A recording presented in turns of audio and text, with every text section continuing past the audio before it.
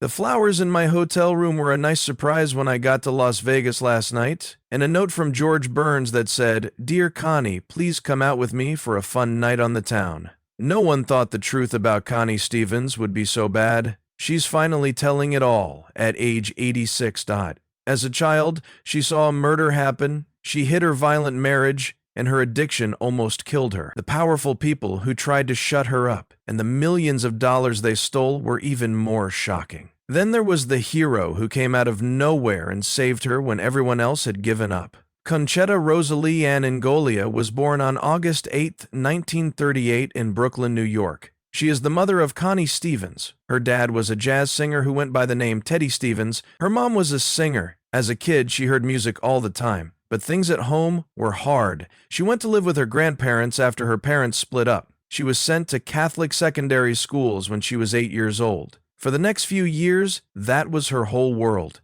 Being away from her family and following a strict routine made her strong-willed and independent. She was ready for what happened when she was 12, but nothing could have been better. She saw a murder one day in the streets of Brooklyn. It was a dramatic and life-changing event. Because her family was scared for her safety, they did something very bad. She was sent to Boonville, Missouri, to live with friends, which was a long way from all the trouble. Life was calmer and safer in the small town, but she would never get over what she had seen. Music was always with her. She used it as a way to escape and love it. She was naturally good at singing, and soon she was singing everywhere she could. That love led her to the next step. She went to Los Angeles with her dad when she was 15. It was a new beginning, a spot where dreams could come true. In Los Angeles, she changed her name to Connie Stevens, which was his stage name. At first, there wasn't much work. Anything to get her foot in the door, she took on small parts in movies. She also worked toward her singing goals. She joined a singing group called The Foremost and sung with 3 young guys.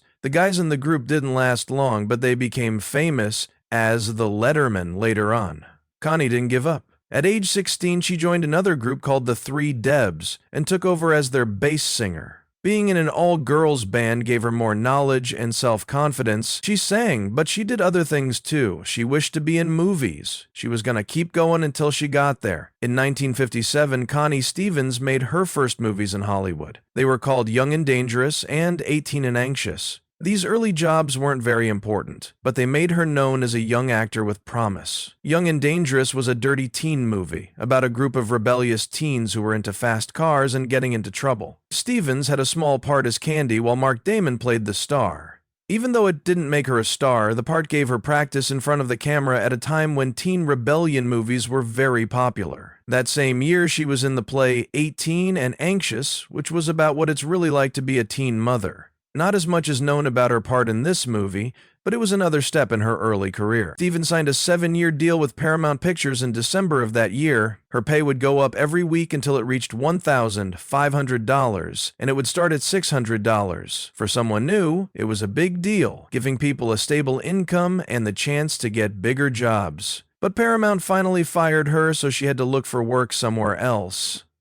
It didn't slow her down. Instead, it pushed her toward the big moment that would make or break her career. Stevens got a big part in the 1958 musical comedy Rockabye Baby, which starred Jerry Lewis. The movie, which was a loose version of The Miracle of Morgan's Creek, gave her a chance to show how good an actress she was and how charming she was on screen. Jerry Lewis saw her in another teen movie from that year called Drag Strip Riot and liked her so much that he hired her for his own movie. And Stevens' whole life changed after this choice. The movie Rockabye Baby made her more popular as an actress, but it also helped her get into singing. In the same year, she put out her first record, Conchetta, which had songs like Looking for a Boy and Blame It on My Youth. It didn't make the top of the charts, but it showed that she was more than just an actor.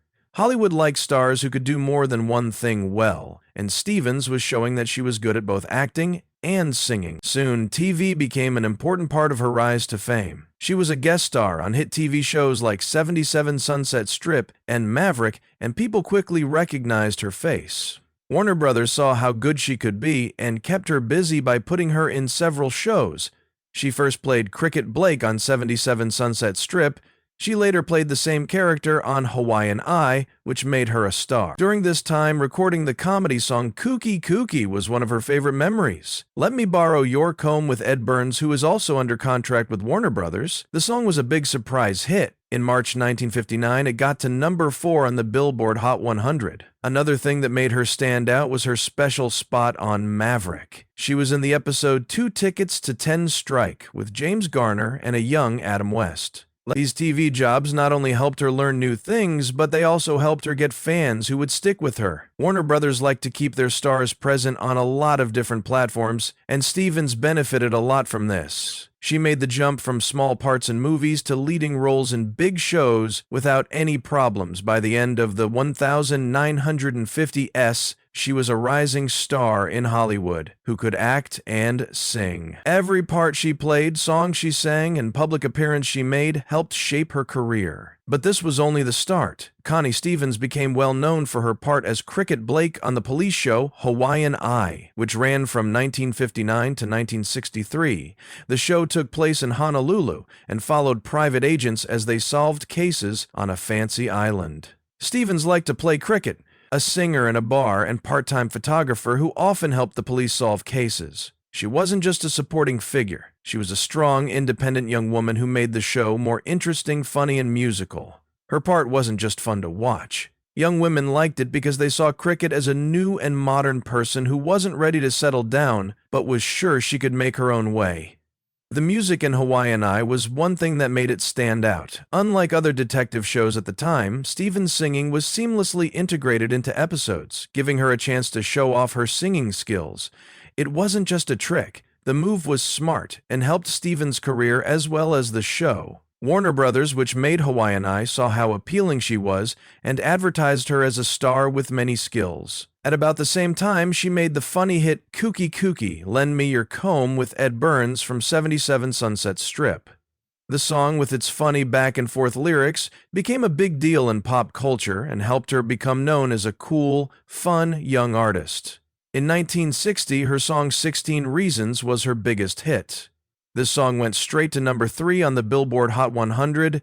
It did just as well in the UK. The song fit right in with the pop scene of the early 1960s thanks to its catchy tune and Stevens' youthful, bubbly voice. Teenagers, especially girls, got along with her. The younger generation admired her because she was stylish, strong, and full of energy. It wasn't an accident that 16 Reasons was a hit. The producers of Hawaiian Eye and her record company worked together to promote her music on the show. They made sure that viewers saw her as both an actress and a singer. Albums like Conchetta and As Cricket, which have songs like the ones she sang on TV, support this idea. When Hawaiian Eye stopped in 1963, it was hard for Connie Stevens to stay in the public eye. She was well known for her role as Cricket Blake, but it was hard for her to find her next big job. She got parts in movies with Troy Donahue in 1961, such as Parrish and Susan Slade. There were some good parts in these love comedies, but they didn't make her a big star. Also, her music career, which had given her hits like 16 Reasons, began to fade as other acts and styles took over. When she had problems with her deal with Warner Brothers, things got even worse. When she asked for bigger parts and more artistic freedom, the studio wouldn't give it to her. When she said she wanted to try out for My Fair Lady in 1962, it caused one of the biggest fights. That was stopped by Warner Brothers, resulting in a very public fight. When the studio finally let her go, she wasn't getting any more parts. Without their help, it was hard for her to get regular work in Hollywood. Stevens turned to live shows because he wanted to stay in the business. As a nightclub singer in Las Vegas and other big towns in the late 1960s and early 1970s, she made a name for herself. Her shows had both classic songs and her own hits, which kept her fans interested. She even had a lead role in The Star-Spangled Girl on Broadway in 1967 and won a Theatre World Award for it. She was able to keep her career going even though she wasn't getting lead parts in Hollywood because she switched to live shows. Her personal life was also hard at times. She raised their 2 children, Jolie and Trisha Lee Fisher, by herself after getting divorced from singer Eddie Fisher. Things got tough in terms of money. She kept getting parts here and there, like in Grease 2 and Back to the Beach, 1987, but they weren't the kinds of jobs that would bring her back to her old fame. At the same time, Connie Stevens' love life was not easy. At first, her marriage to actor James Stacey in 1963 looked good, but there was a lot of trouble going on behind the scenes. They quickly became less stable because Stacey had a reputation for being very serious. It wasn't clear at the time, but it turned out that their marriage was tainted by abuse. It was over by 1966. Stacey's early career looked good, but he couldn't find steady work in movies. In the end, he found success on TV, getting his big break in the 1968 movie Lancer. He was no longer married to Stevens at that point. His life took a terrible turn when he was in a terrible motorbike accident in 1973 and lost his left arm and leg. At the time, his lover died. Even so, he made an amazing comeback, and his efforts got him nominated for an Emmy, but he never got over his personal problems. He was married to actress Kim Darby for a short time. They had a daughter together named Heather Elias. Stevens, on the other hand, went ahead. She kept working as an actress and singer, and she married singer Eddie Fisher just a year after getting divorced. The news talked about their relationship in the wrong way. While he was seeing Stevens, Fisher was still formally married to Elizabeth Taylor. Stevens was already pregnant with their first child, Jolie Fisher, when the divorce was completed. The marriage wasn't healthy at all. Both had problems in their personal lives, like drugs, which made things worse. In 1968, they had their second daughter, Tricia Lee Fisher, but by the next year, their marriage was over. In 1969, they got a divorce. Stevens was left to take care of their children by herself. It was already getting worse for Fisher's job at this point. While he used to be a well-known singer, he was now better known for the number of failed marriages he had. His time with Stevens was just one more rough patch in a long line of personal and work problems. Stevens, on the other hand, only cared about her kids after she got divorced. As a single mother in Hollywood, it wasn't easy to raise Jolie and Tricia Lee Fisher. There wasn't a lot of money, and it was hard to balance work and being a mother, but she was set on making sure her girls had a good life. She chose not to get married again, unlike her past, which was full of bad relationships. She instead worked hard at her job and made plans for her family's future. In the show business, she didn't always have steady work, but she never gave up. In the 1990s, she changed her life by becoming a businesswoman and starting a popular beauty brand that helped her get by financially. It was a big change. She was finally in charge of her own life after years of not knowing what would happen.